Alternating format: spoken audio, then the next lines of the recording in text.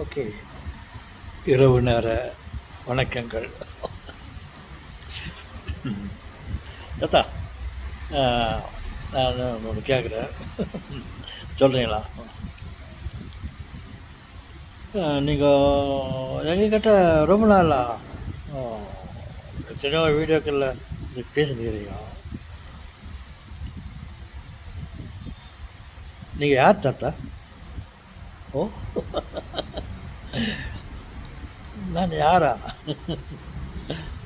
உங்களுக்கு விசேஷமாக ஏதாவது சொல்லட்டுமா? நான் கடவுள். தாத்தா, உங்களை கேட்டதே தப்பா போச்சு தாத்தா. நீங்கள் யார்? கடவுள். தாத்தா,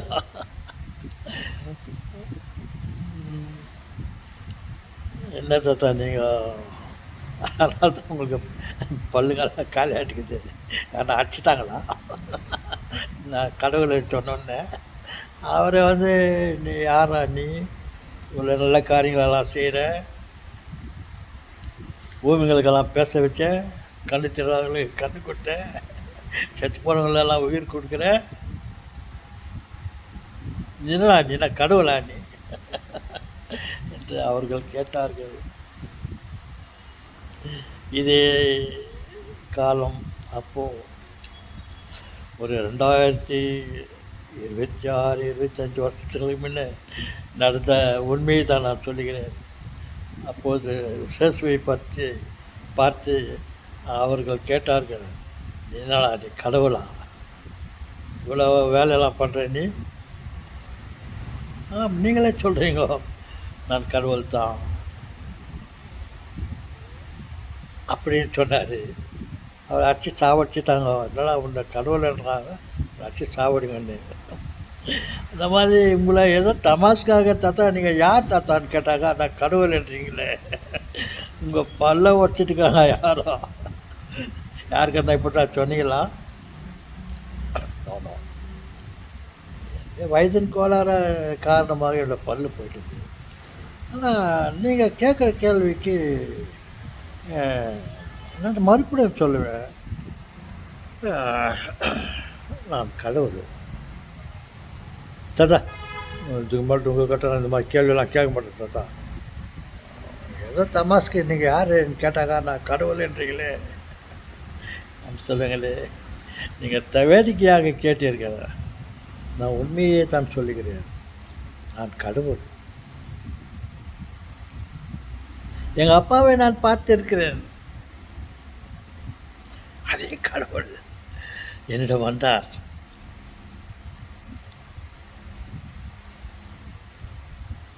பிக் ஷாட், பெரியவர், அவர் தான் பெரியவர். நான் ஒரு 4 முறை ஜீசஸ் கிரைஸ்ட்டை என்னுடைய கனவுல நான் கண்டேன். கனவுல என்கிட்ட அவர் என்னுடைய நண்பனை மாதிரி இருந்தார். அவர் பல விதத்தில் எனக்கு காட்சி கொடுத்தார். ஆனால் அதுக்கு கனவு. ஆனால் உண்மையிலேயே ஒரு சமயத்தில் நான் அந்த சமயத்தில் பல நாட்களுக்கு முன்னே, பல வருடங்களுக்கு முன்னே சொல்லலாம், நான் உடல் நலம் காரணமாக அடிக்கடி நான் சிக்காயிடுவேன்.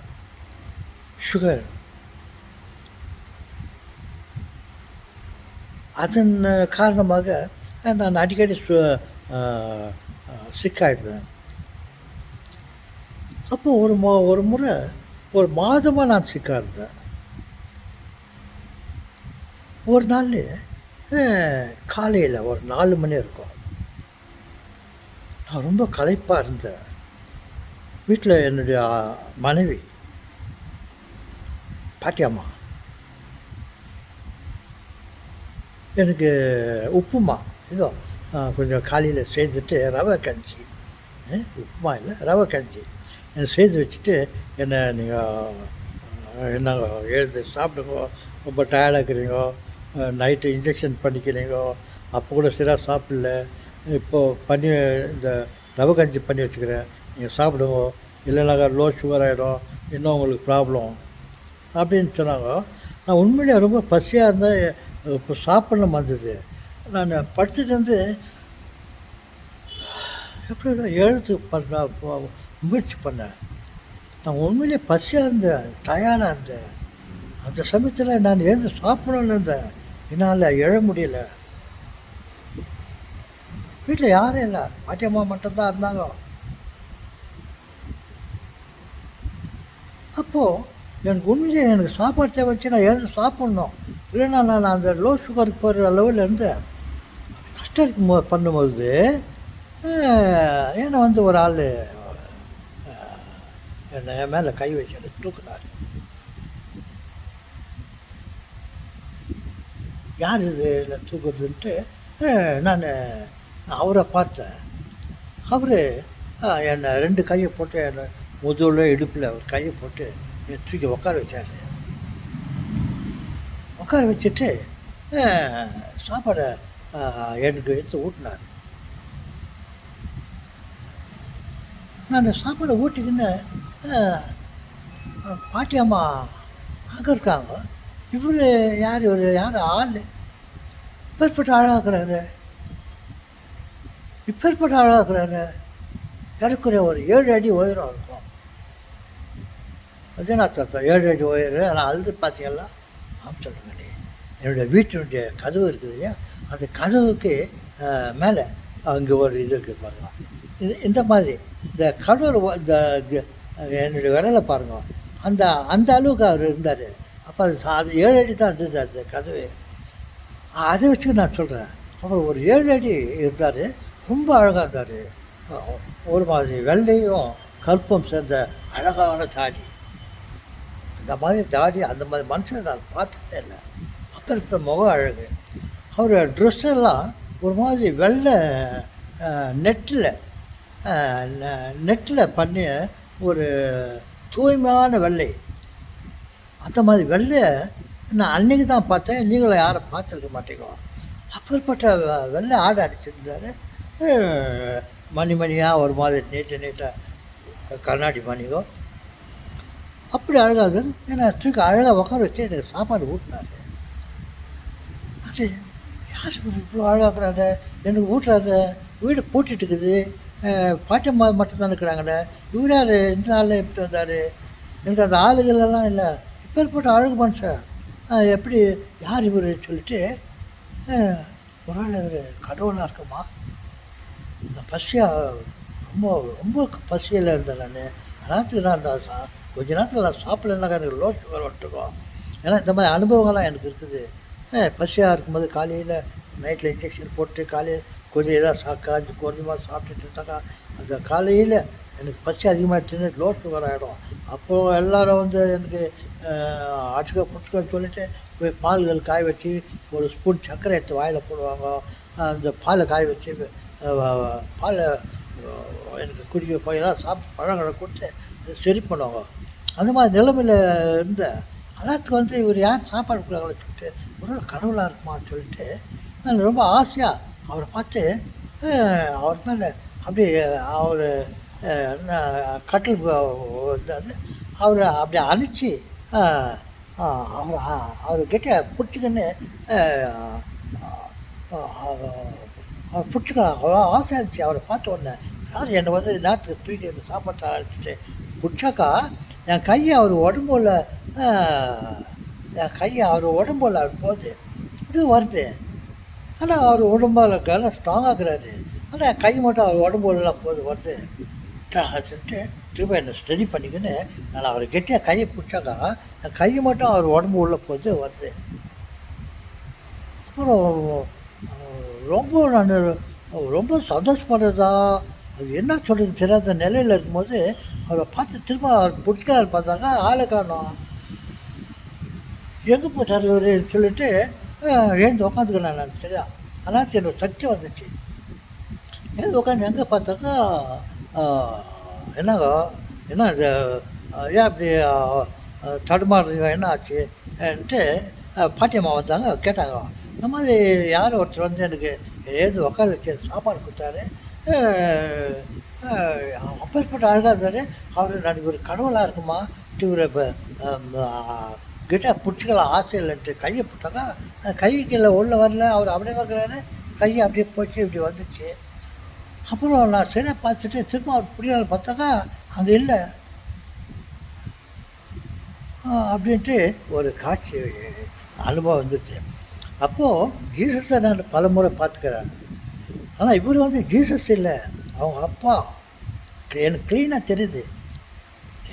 ஹெவன்லி ஃபாதர், பிதாபாக சர்வேஸ்வரன், அவர் தான் இருக்கும்ன்ட்டு நான் ஒரு அனுபவம் கிடைச்சிது. என்னத்தான் நீங்கள் சொல்கிறீங்க? ஆம் சொல்லுங்களே, அந்த ஒரு நிலைமை. ஆனால் அவைகளெல்லாம் விட்டு விட்டு இப்பொழுது நீங்கள் கேட்ட கேள்விக்கு நான் ஒரு பதில் சொல்கிறேன். என்றால் நான் உண்மையில் நான் கடவுளுப்பா, கடவுள்மா, தாத்தா இல்லை, தாத்தா கடவுள், நான் கடவுள்மா. தாத்தா நீங்கள் என்ன தாத்தா நீங்கள் அப்படியெல்லாம் சொல்கிறீங்க? அது தமாசு கேட்டாக்கா நான் தான் கடவுள்னு அடிச்சு சாவடிக்கணுமா, சிலுவையில் அடிக்கணுமா? அப்போ சிலுவை இப்போ தூக்கு போட்டுருவாங்க தாத்தா. நான் எனக்கு தூக்கு போட்டாக்கலையோ நான் கடவுள்மா, உண்மையை தான் சொல்கிறேன். எனக்கு உயிர் இருக்கிறது. உயிர்னா என்ன? கடவுள். கடவுள் மனுஷனை பண்ணிவிட்டு ஒரு ஒரு மண்ணை எடுத்து ஒரு பொம்மையை பண்ணிவிட்டு அவர் வந்து அந்த பொம்மைக்கு வந்து அது பொம்மைக்கு தன்னுடைய ஆவியை கொடுத்தாரு, அவருடைய உயிரை கொடுத்தாரு. அவர் உயிரை கொடுத்தோடனே நான் உயிராயிட்டேன். மக்கள் எல்லாம் அப்படித்தான். ஆதாமை அப்படித்தான் படைத்தார். நம்மளாம் ஆதாமுடைய குழந்தைகள். ஆதாமை சிலையாக படைத்து அவருக்கு தன்னுடைய ஆவியை கொடுத்தார். அதிலிருந்து பரம்பரையாக ஒவ்வொருத்தருக்கும் அப்போ அவர் பிறக்கும்போது கடவுள் அவருடைய உடலில் வந்து அவர் உயிராக இருந்து நம்மளை நடமாட வைத்து கொண்டு இருக்கிறார். என்னில் கடவுள் இருக்கிறார். கடவுள் என்னை விட்டு போய்ட்டு விட்டால் நான் இழந்து விடுவேன்.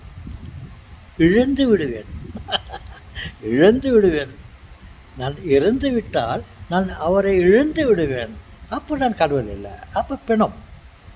நான் எப்போ நான் உயிராக இருக்கிறேனோ அப்போ கடவுள் என்ன உள்ள இருக்கிறார். கடவுள் என்னில் இருக்கிறானாக்கா நான் கடவுள்னு சொல்கிறதில்ல. என்ன தவறு? தாத்தா போங்க தாத்தா அப்படின்னு சொல்லலான்னு பார்த்தா நீங்கள் மெய்யாக தான் சொல்கிறீங்க தாத்தா. கடவுள் மனுஷனை பண்ணிட்டு தன்னுடைய ஆவியை கொடுத்தாரு இல்லையா? அப்போ அவங்க உயிர் வந்துச்சு அவனுக்கு. அந்த ஆவி நம்ம எல்லாரோட மனசில் கடவுள் உயிர் நமக்கெல்லாம் உயிர் இருக்குது இல்லையா? அப்போ கடவுள் நம்ம இருக்கிறார். தாத்தா நீங்கள் மட்டும் கடவுள் இல்லை, நாங்கள் எல்லோரும் கடவுள். உயிருள்ள அத்தனை பேரும், ஆடு மாடுகள் கூட சரி, யார் யாருக்கு உயிர் இருக்கிறதோ அவர்கள் எல்லாம் கடவுள். தாத்தா நீங்கள் என்ன கேளு, நீ யாருமா? தாத்தா நான் காட். ஏய் நீ கரெக்டாக தான் சொல்கிறம்மா. ஓகே, நாம் ஒரு மதிப்போமா? நம்ம கடவுள் இருக்கிறார். நாம் நம்ம யாரையும் ஏளனம் செய்யக்கூடாது, பரிகாசம் செய்யக்கூடாது, அவனை ஏமாற்ற நினைக்கக்கூடாது. யாரை ஏமாற்றுகிறார் என்றால் கடவுளை ஏமாற்றுகிறார். அப்போது கடவுள் சும்மா இருப்பாரா? அவரை ஏமாற்றினா ஒருத்தருக்கு மரியாதை கொடுக்கணும். யாரை ஏமாற்றக்கூடாது. யாரை ஏமாற்ற பார்த்தா நீங்கள் கடவுளை ஏமாத்துறீங்க. கடவுளை ஏமாத்தினா அவர் விடுவார நம்மள? தாத்தா சரி தாத்தா, நம்ம ஒவ்வொருத்தரை மதிக்குவோம், ரெஸ்பெக்ட் கொடுக்கலாம் தாத்தா. தோசன் தாத்தா. ஏய் ஓகே, வணக்கம் தான். நான் யார்? நீங்கள் கடவுள் தாத்தா. நீங்களெல்லாம் யாருமா? நாங்களும் கடவுள் தாத்தா. நம்ம எல்லாரும் சேர்ந்து கடவுளுடைய உடம்புல ஒரு ஒரு பாகம் கொஞ்சம் கொஞ்சமாக ஒரு ப்ரெட் இருந்தாக்கா அந்த ப்ரெட்டை 10 பேர் போட்டு போட்டு சாப்பிட்டாக்கா அத்தனை பீஸுங்களும் அந்த ஒரே பெரிய ப்ரெட்டில் இருந்து தானே. அந்த மாதிரி அது கடவுளுடைய ஒவ்வொருத்தருக்கும் கடவுள் வந்து சிறு சிறு பாகமாக அவர் உடம்புல இருக்கிறாரு. அப்போது அவர் நம்ம உடம்புல இருக்கும்போது நம்மளாம் கடவுள். ஓகே தாத்தா. தாத்தா சரி தாத்தா. தாத்தோய் பாப்போய்.